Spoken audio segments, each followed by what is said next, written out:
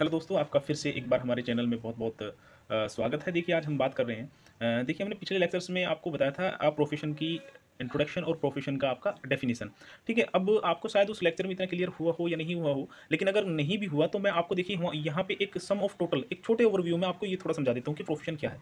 Profession का मतलब है एनी वर्क और या ऑक्यूपेशन, कोई भी काम या ऑक्यूपेशन जिसमें आपकी स्पेशलाइज़्ड एजुकेशन ट्रेनिंग हो और आप किसी को सर्व करने के लिए ये एजुकेशनल ट्रेनिंग ले रहे हो। एजुकेशनल ट्रेनिंग का मतलब यहाँ पे ये है कि आप जो कॉलेज के दौरान जो सब्जेक्ट पढ़ते हो, जो कॉलेज के दौरान आप प्रैक्टिस करते हो, प्रैक्टिकल करते हो, ताकि आप इन फ्यूचर आप जाके किसी को सर्व करो, किसी की हेल्थ को बेनिफिट पहुँचाओ, किसी की हेल्थ को इम्प्रूव करो, ठीक है? प्रमोट करो और अपने जो एथिकल स्टैंडर्ड है उनका पालन करो, ठीक है? उसके बाद ये जो आप नॉलेज और स्किल्स हैं और इसमें पोजेस होती हैं आपकी स्पेशल नॉलेज और स्किल्स, ये नॉलेज और स्किल्स आपको मिलती कैसे हैं? रिसर्च के थ्रू, एजुकेशन के through, training at high level की आपको ट्रेनिंग मिले for the interest of other, यानी कि आप दूसरों के इंटरेस्ट के लिए कुछ एजुकेशन ले रहे हो, कुछ ट्रेनिंग ले रहे हो, कुछ रिसर्च कर रहे हो, यही आपका प्रोफेशन है। सिंपल भाषा में प्रोफेशन एक ऑक्यूपेशन है या कोई भी काम एक प्रोफेशन हो सकता है जिसमें आपका एक तो एजुकेशनल ट्रेनिंग होनी चाहिए और उसका पर्पज़ ये होना चाहिए कि आप दूसरों को सर्व करें। तीसरा, आप वहाँ वहाँ जो इथिकल स्टैंडर्ड है, वहाँ के जो प्रोफेशनल इंडिविजुअल है,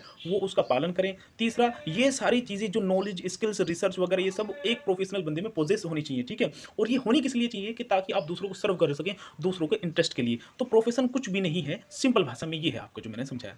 अब देखिए एक प्रोफेशन का क्राइटेरिया क्या होता है? क्या आप किसी को भी प्रोफेशन कह सकते हो या किसी भी बंदे को प्रोफेशनल कह सकते हो? नहीं। देखिए उसका एक स्पेसिफिक क्राइटेरिया होता है, ठीक है? एक मानदंड होता है, मापदंड होता है। देखिए इसमें लिखा कोड ऑफ एथिक्स।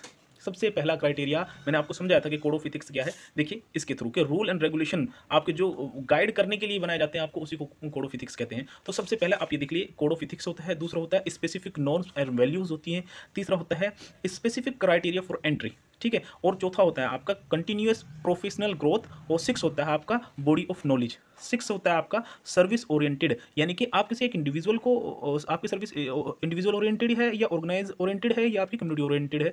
और लास्ट वन इज आपका ऑटोनॉमी, ठीक है? अभी हमने पिछले लेक्चर का आपका रिवीजन करा दिया। अब देखिए हमारा जो आज का टॉपिक है वो है आपका कि नर्सिंग एज ए प्रोफेशन, ठीक है? Nursing as a profession. देखिए अब हम पढ़ना शुरू कर देते हैं।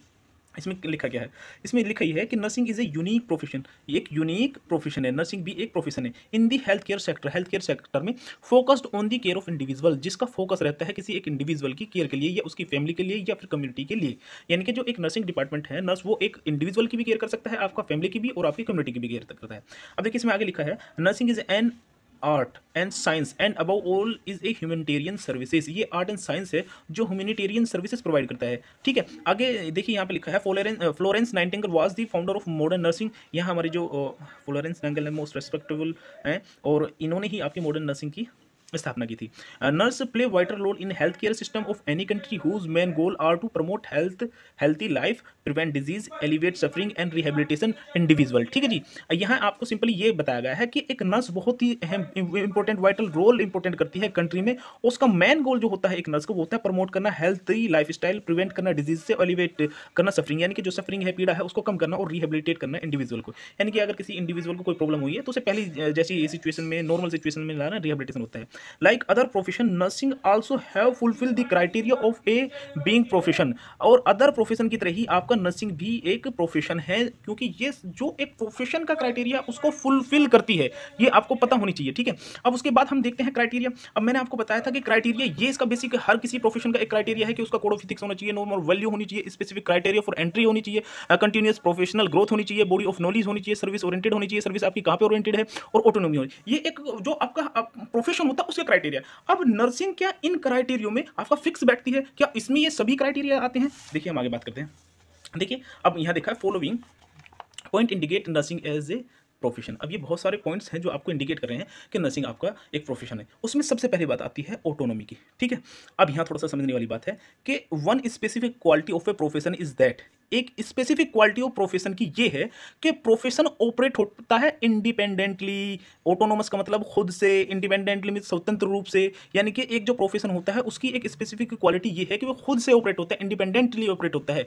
अब आगे देखिए क्या लिख रहा है, with the legislature in creating policy and it's supervision it's oven professional standard and the practice of its practitioner.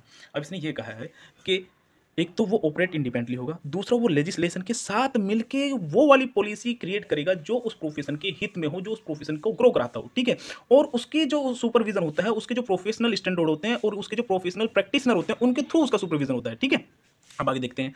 All over the world, पूरे जहां में, पूरी दुनिया में, बोर्ड ऑफ द नर्सिंग, ये देखिए, board of the nursing have the autonomy to determine nursing standard of practice. Board of nursing ये होता है जो आपके डिसाइड करता है कि ऑटोनॉमी या नर्सिंग स्टैंडर्ड के अकॉर्डिंग आपकी प्रैक्टिस हो, किस तरह के आपके स्टैंडर्ड हो, ये सब, ठीक है। फिर nursing allow nurse to operate autonomously with in their establish scope of practice. अब यहाँ देखिए, वो ही बोर्ड ऑफ नर्सिंग ये अलाउ करता है कि किस तरीके से एक नर्स ऑटोनॉमी, मतलब खुद से इंडिपेंडेंटली वो अपने आप को प्रैक्टिस कर सकता है और जहां तक उसकी प्रैक्टिस का स्कोप हो, ठीक है।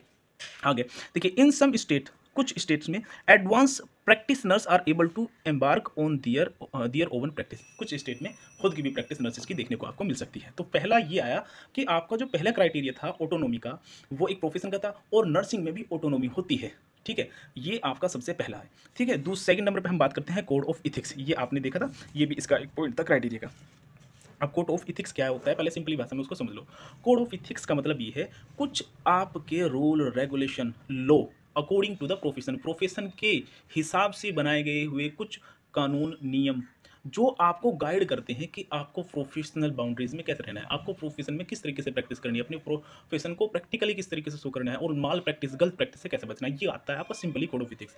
अब देखिए, another quality of a profession, दूसरी क्वालिटी ये है, is that have a establish code of ethics and guide the profession as well as define the relation between the professional and the clients. ये कह रहा है दूसरी क्वालिटी ये हो सकती है आपकी प्रोफेशन की है, सॉरी, कि आपका कोड ऑफ इथिक्स होना चाहिए आपका, जो आपको गाइड करे, कि प्रोफेशन को डिफाइन करे, मतलब कोड ऑफ इथिक्स जो आपका प्रोफेशन को डिफाइन करे, और दूसरा एक रिलेशन बताए आपका और आपके प्रोफेशनल, आप जो प्रोफेशनल हैं और आपका जो क्लाइंट है उसके बीच क्या एक रिलेशन है। कोड ऑफ इथिक्स फिर मैं बता रहा हूँ, सॉरी, कि आपका एक लेखा जोखा होना चाहिए जो आपको गाइड करे, जो आपको डिफाइन करे कि आपका प्रोफेशन क्या है। अगर आप प्रोफेशन में प्रैक्टिस कर रहे हैं तो आपका और जो आपके प्रोफेशन में आने वाले क्लाइंट है उनका आपस में रिलेशन क्या हो, ये है सिंपली, ठीक है। अब देखिए, nurses relies on the international code of ethics as ethical standard for conduct the guide professional practice. यहाँ कह रहा है कि इंटरनेशनल जो कोड होते हैं ऑफ इथिक्स और इथिकल स्टैंडर्ड जो होते हैं फॉर कंडक्ट के लिए, ये आपके प्रोफेशनल प्रैक्टिस में इंटरनेशनली कोड के थ्रू डिसाइड होते हैं। The code of ethics direct the goals, value and ethics for nursing. जो कोड ऑफ इथिक्स होता है यही आपको डायरेक्ट गाइड करता है कि एक नर्स का गोल क्या होगा, उसकी वैल्यूज़ क्या होंगी, और नर्स का इथिक्स क्या होगा, उसके मोरल, उसका नैतिक क्या होगा, ये सब आपके कोड ऑफ इथिक्स में आता है। अब आपको समझ में, this are the guiding principle, ये प्रिंसिपल हैं, ऑब्लिगेशंस हैं and commandment of the nursing profession. अब आपको समझ गया, ये प्रिंसिपल, सिद्धांत हैं, कानून है, रूल हैं, रेगुलेशन है, जो एक नर्स को गाइड करते हैं, ठीक है। Ethics in health care include the right क्या है, रिस्पॉन्सिबिलिटी क्या है, ऑब्लिगेशन क्या है of professional and the clients. यहाँ पे देखिए आपको बिल्कुल क्लियर हो गया कि इथिक्स का मतलब, कोड ऑफ इथिक्स का मतलब किसी के राइट, किसी की रिस्पॉन्सिबिलिटी, किसी का ऑब्लिगेशन, प्रोफेशनली और उसके क्लाइंट का क्या है, ये आपको पता होता है, ठीक है। अब the code of ethics hold the nurse accountable for his or her action along with those of individual to whom the nurse delegate task involving the patient। ये कह रहा है कोड ऑफ इथिक्स ही आपको बताता है कि एक नर्स अकाउंटेबल है, जिम्मेदार है फॉर हर हिज एक्शन, अपने एक्शन के लिए, और उसका जो कोई इंडिविजुअल जिसको वो केयर प्रोवाइड कर रहा था उसके लिए जो उसने एक्शन लिया उसके लिए जिम्मेदार है। यानी कि सिंपल बात ये है, देखिए आप एक नर्स हैं, तो आप नर्स हैं तो इसका मतलब ये नहीं है आप किसी भी तरीके से प्रैक्टिस करें, आपको एक फिक्स प्रैक्टिस, एक फिक्स पैटर्न, आपका किस तरीके से एक पेशेंट के साथ, एक क्लाइंट के साथ आपका रिलेशन होना चाहिए, आप किस तरीके का एक्शन लेती है, ठीक है, आपकी वैल्यूज़ क्या है, आपके मोरल्स क्या है, ये टोटल जो बताता है ये आपका बताता है कोड ऑफ इथिक्स, ठीक है। अब देखिए, नेक्स्ट क्राइटेरिया है आपका स्पेशलाइज्ड ट्रेनिंग, ठीक है। स्पेशलाइज्ड ट्रेनिंग की अगर बात करते हैं तो आप देखिए, स्पेशलाइज्ड ट्रेनिंग में ये है, a profession must have specialized training that provide pathway into the practice and a constantly growing body of knowledge। देखिए ये कह रहा है कि एक स्पेशल नॉलेज होती है, और स्पेशल नॉलेज का बेसिक मीन या जो आपकी नॉलेज है वो इसलिए होती है ताकि आप जब प्रैक्टिस करें तो प्रैक्टिस में आपको जो ना कॉन्स्टेंटली आप ग्रो करें और प्रैक्टिस आप अच्छी तरीके से करें, इसलिए, ठीक है। Nursing has a specific criteria for entering to the profession and also a specialized training equip the student with the practical knowledge and theoretical basis for deliver safe and effective healthcare as a integral member of interpersonal healthcare system। बस simple सी आप language में ये समझिए कि specialise training का मतलब ये है, आप थ्योरी पढ़ते हो, थ्योरी में आपको बताया जाता है कि एक प्रोसीजर ऐसे होगा, फिर उस प्रोसीजर को आप प्रैक्टिकली करते हो। उस प्रैक्टिकल प्रोसीजर करने का बेसिक मतलब ये है कि आप एक लॉन्ग टर्म तक, एक लंबे टाइम तक आप एक ट्रेनिंग लें, उस ट्रेनिंग को इस तरीके से अपने अंदर इंटरनलाइज़ कर लें कि कल को अगर आप as a nurse clinically side work करते हो, तो आपकी प्रैक्टिस माल प्रैक्टिस ना हो, आपकी प्रैक्टिस गलत ना हो, आपकी प्रैक्टिस सेफ हो पेशेंट के लिए, आप पेशेंट की हेल्थ को प्रमोट कर सको। यहाँ यही कह रहा है कि प्रैक्टिकल नॉलेज और theoretical knowledge deliver safe effective health care. आप हेल्थ केयर किसी को बेहतर कर सकें, इसके लिए जो आप नॉलेज वो ट्रेनिंग देते हैं, ये आपकी स्पेशलाइज्ड ट्रेनिंग होती है। ठीक है, अब आते हैं प्रोफेशनल ऑर्गेनाइजेशन, आपका नेक्स्ट क्राइटेरिया। ठीक है, प्रोफेशनल ऑर्गेनाइजेशन का मतलब ये है कि जो नर्स है, nursing profession has specialize organization establish at national and international level. ठीक है, set standard for nursing profession. ये कह रहा है, देखिए हर आपका जो प्रोफेशन होता है उसके ऑर्गेनाइजेशन संगठन होते हैं, जैसे Indian nursing council, international council of nurse होती है। ठीक है, TNAI है, बहुत सारे ऑर्गेनाइजेशन है, तो उनके भी अपने ऑर्गेनाइजेशन होते हैं। और वो ऑर्गेनाइजेशन किस लिए होते हैं कि वो स्टैंडर्ड ऑफ नर्सिंग को हाई कर सके, हैं प्रमोट कर सकें। ठीक है, economic and general welfare of nurse in the place work place. कहने का मतलब ऑर्गेनाइजेशन होते हैं, वो नेशनल लेवल पे हो सकते हैं, इंटरनेशनल लेवल पे हो सकते हैं। और वो ऑर्गेनाइजेशन इसलिए हैं कि वो अपने प्रोफेशन को प्रमोट कर सकें, ग्रोथ कर सकें, उसके फील्ड में रिसर्च कर सकें। और जो वहाँ वर्क करने वाले, वर्क प्लेस पर काम करने वाले जो इंडिविजुअल हैं, प्रोफेशनल पर्सन हैं, उनको और इकोनॉमिक और जनरल, उनका इकोनॉमिक आर्थिक रूप से और जनरल वेलफेयर वो कर सकें। ठीक है ना। अब जैसे INC है, बहुत सारा सिलेबस वो करती है, फिर एक मानक स्टैंडर्ड करती है कि इतनी सैलरी होनी चाहिए, बहुत सारी चीज़ें वो करते हैं, तो आप वहाँ से ये समझ सकते हैं। ठीक है, अब नेक्स्ट है आपका बॉडी ऑफ नॉलेज। ठीक है, बॉडी ऑफ नॉलेज का मतलब ये है कि आपके कुछ नॉलेज आपको गेन करनी पड़ती है थ्रू द कुछ सब्जेक्ट्स। ठीक है, तो nursing profession body of knowledge in generated through the research, research के थ्रू आपका जनरेट होती है, theory building and the rapidly expanding. ये कह रहा है कि नर्सिंग में आप जो बुकें पढ़ते हैं, आप जो नॉलेज गेन करते हैं, वो रिसर्च से और आपकी जो अदर्स जो बहुत सारे जर्नल्स वगैरह होते हैं उनसे वो निकल के आती है। तो आपके बहुत सारे सब्जेक्ट आपको नर्सिंग में पढ़ने पड़ते हैं। बॉडी ऑफ नॉलेज का मतलब सिंपली आप ये भी समझ सकते हो कि कुछ सब्जेक्टों की स्टडी करनी पड़ती है जो रिसर्च के थ्रू निकल के आते हैं। कहीं रिसर्च होती है तब जाके वो सब्जेक्ट के अंदर वो टॉपिक या पॉइंट इंक्लूड होता है, तब जाकर आप उससे स्टडी करते हैं और फिर उसको पढ़ के अपनी ट्रेनिंग और प्रैक्टिकल करते हैं ताकि आप सेफ प्रैक्टिस प्रोवाइड कर सकें। और डिस्टिंक्ट आइडेंटिटी, ठीक है, ये एक नया इसमें वो है पॉइंट, तो आप पढ़ सकते हैं। Member of nursing profession has a common identity and सब कल्चर। तो उनका एक अपनी आइडेंटिटी होती है, उनका एक सब अपना कल्चर होता है। ठीक है, अब ये जो लास्ट आपका एक पॉइंट है इसमें वो है एल्ट्रिज्म। ठीक है, अब यहाँ एल्ट्रिज्म को देखिए क्या करें।